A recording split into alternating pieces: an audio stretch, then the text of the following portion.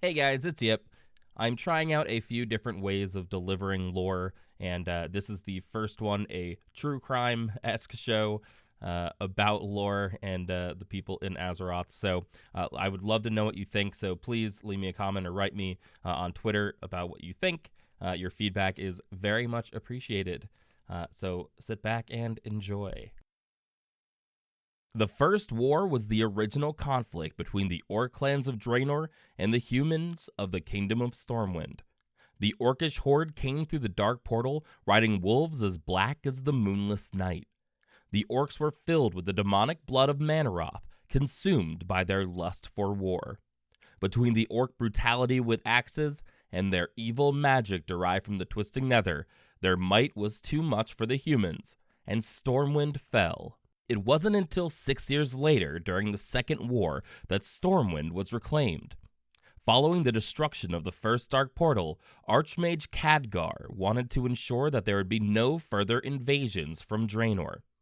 Through funding from the kingdoms in the Alliance of Lordaeron, the Stonemasons Guild was hired to create Netherguard Keep, a fortress designed to prevent another major invasion from Draenor.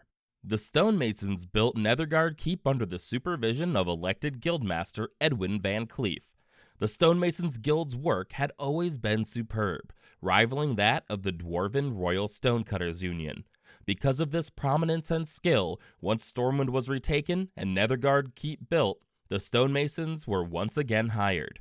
This time, to rebuild Stormwind after the vile horde of orcs had ravaged it. The reconstruction went flawlessly. In fact, if you visit Stormwind now, you'll see the work done by those under VanCleef's direct supervision. Stormwind was rebuilt as the glorious capital of the Kingdom of Stormwind. VanCleef, renowned for his work, should have been a hero. However, in just a few years, VanCleef would be considered one of the greatest threats to the Kingdom of Stormwind, even playing a hand in the kidnapping of King Varian Wrynn. This is Azerothian true crime.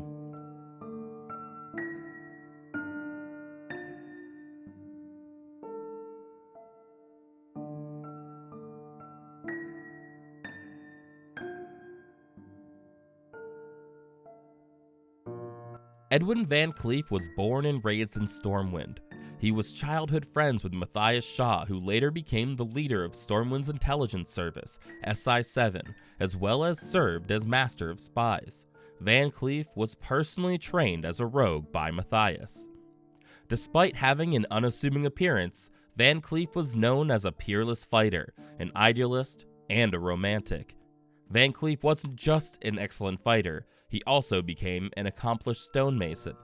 Peerless not just in fighting, he was also peerless in masonry and architecture. It wasn't long before the Stonemasons Guild elected him as their guildmaster. After the Second War, he was tasked with the construction of Netherguard Keep, a fortress run by Archmage Khadgar to ensure that there would never be an invasion from Draenor again. This fortress still stands in the Blasted Lands, watching over the Dark Portal. Terenas Menethil, King of Lordaeron, offered to rebuild Stormwind. Heavy taxes were imposed on member nations of the Alliance, and the House of Nobles commissioned the Stonemasons Guild once again. It took several years for the Stormwind city to be rebuilt. VanCleef oversaw this reconstruction, but once it was time to collect payment, there was an issue. The kingdom had fallen into debt, and instead of working out a deal with the Stonemasons Guild, the House of Nobles admonished Edwin VanCleef and the Guild for not rebuilding Stormwind out of the kindness of their hearts and love for their kingdom. VanCleef pleaded with them to pay, but instead the House of Nobles ordered the Stonemasons Guild to be disbanded. Instead of hiding away their problems, this caused the Guild to riot. VanCleef and the Stonemasons Guild took to the streets. It was chaotic and dangerous. Queen Tiffin, wife of King Varian Wrynn, was one of the biggest supporters of paying the Stonemasons Guild, but in the confusion and chaos of the riot, she lost her life by a thrown rock. This death drove Varian into an anger that would never fade. Rioters were locked in the stockade, and Varian vowed to punish those responsible. VanCleef's second-in-command, Basil Thread, was taken to the stockades during this time. With no options left for VanCleef, He and the remaining stonemasons fled out of the city and hid in Westfall, hoping to escape prosecution. It's important to note the character of Edwin VanCleef. When the House of Nobles decided not to pay the stonemasons, he was offered many bribes that would have left him rich, but instead he stayed loyal to the guild he was in charge of. Leading the stonemasons from Stormwind to Westfall was a huge benefit to VanCleef. Westfall was a largely unprotected state, and Edwin VanCleef had a small army with him. It was during this takeover that the Stonemasons Guild became something else entirely. No longer focused on rebuilding, VanCleef wanted revenge. This was the formation of the Defias Brotherhood, whose main purpose was to make the Kingdom of Stormwind pay for the crimes against his guild. Surely the stonemasons weren't enough to cause serious harm, though. After all, they were just a band of artisans at this point. The problem was, Edwin VanCleef had built up a long list of contacts and friends from his time as guildmaster. Utilizing those contacts, he was able to gain even more membership into the Defias Brotherhood. Slowly, the Brotherhood stopped looking like a prestigious guild of artisans and more like a coalition of thieves and pirates. It didn't matter to VanCleef anymore, though. Revenge was all that mattered. VanCleef stationed his men along key points on the main river that ran through the kingdom. The Defias Brotherhood had forces from the Red Ridge Mountains all the way down to Booty Bay. They needed a home base, though. A cave system in southern Westfall would make a perfect hideout for them. Concealed under a barn in Moonbrook, the Deadmines became the new home for the Defias Brotherhood. This wasn't the end of building up his forces, however. VanCleef was thorough. He hired the Riverpaw Gnolls and stationed them throughout Westfall as thugs and patrolling guards. He even found a collaborator in the House of Nobles itself, Lord Gregor Lescavar. Lord Gregor Lescavar used his resources to build VanCleef a weaponized harvest golem to serve as even more power. Amassing an actual army, the Defias Brotherhood gained incredible strength. Eventually, the Stormwind army left to fight Horde, leaving Goldshire, Lakeshire, Darkshire, and Westfall completely defenseless. Finally, it had become time for VanCleef to make his attack. The Defias Brotherhood emerged from their hideout, the Deadmines. First, they take full control of Moonbrook, no longer hiding in their mine system. The Defias attacked the Alexton Farmstead, a former stonemason who decided not to join VanCleef. Weaponized harvest golems frighten off and kill the inhabitants. This takes place at every farm in Westfall. Harvest golems are deployed to fully take over the Molson Farm, the Jansenstead, Furlborough's Pumpkin Patch, and the Molson Farm.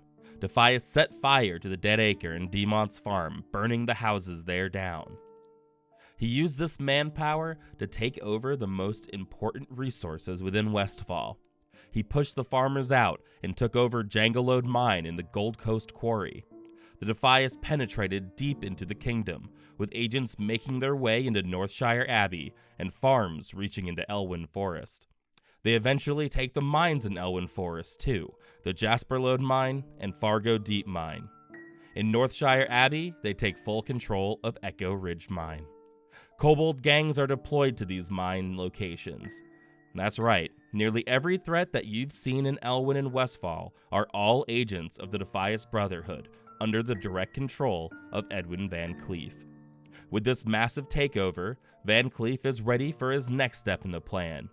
Using the steel, copper, and other resources harvested from the captured mines, VanCleef contracts goblin shipbuilders to build his ultimate masterpiece, a giant juggernaut based on orcish warships. Within the Deadmines itself, a foundry and lumber mill is made to create this weapon of mass destruction, and no one in sight is able to stop VanCleef from his ultimate revenge. After the Third War, Varian Ryn journeyed to Thermore to speak with Lady Jaina Proudmoore regarding Horde and Alliance relations. Unfortunately, on his way there, he was abducted by Defias, who had been told of his diplomatic trip through a spy rumored to live within the Kingdom of Stormwind itself. This spy would later turn out to be Lady Prestor, who again later turned out to be Onyxia herself. With no other options, Marshal McBride of Northshire Abbey was able to hire locals and regain control of the area around Northshire Abbey, removing the control of Echo Ridge Mine from the kobolds and back to its rightful owners. A bounty was placed on Garrick Padfoot's head, and it leads to the end of the Defias rule in Northshire. This prompts a true fight back against the Defias rule. The Stormwind army has failed the people, so the people finally rise up to protect their homes. Adventurers set out and regain control of Fargo Deep Mine and Jasperlode Mine. A local warrior kills Deadtooth Jack. The notorious Defias warlock Serena Coladon meets her death soon after, as the Warlock Coven declares her life forfeit. Matthias Shaw enlists the help of a local rogue to infiltrate the Defias dock at Jared's Landing. One of the most damaging losses for the Defias is that of Morgan the Collector. Morgan was VanCleef's chief lieutenant in Elwyn and ran the operation there, facilitating the transport of resources to the Dead Mines for the construction of the Juggernaut. Information leaked from Riverpaw Knolls led to the assassination of Morgan. At the same time that Elwyn is being retaken, Brian Stoutmantle, the leader of the People's Militia in Westfall, is fighting back as well. Through interception of a Defias messenger, it's finally revealed to Stoutmantle that it is indeed Edwin VanCleef in charge of the Defias, and that their plan is almost complete. Soon, the Juggernaut will be released onto the people of the Stormwind Kingdom. In a final offensive to end VanCleef once and for all, Stoutmantle contracts a party of adventurers who infiltrate the Dead Mines, causing massive damage to all the operations there. VanCleef, on top of his finished Juggernaut, makes a final stand against these adventurers. He was a peerless fighter, but revenge had muddied his resolve. Edwin VanCleef lost his life in this final fight, once and for all, ending the Defias Brotherhood. On his body is an unsent letter meant for Barrows Alexton, the farm he first attacked outside the Dead Mines, and the stonemason who did not join VanCleef. In this letter, it's revealed that VanCleef's death alone is not going to stop his revenge. But that's a story for another day.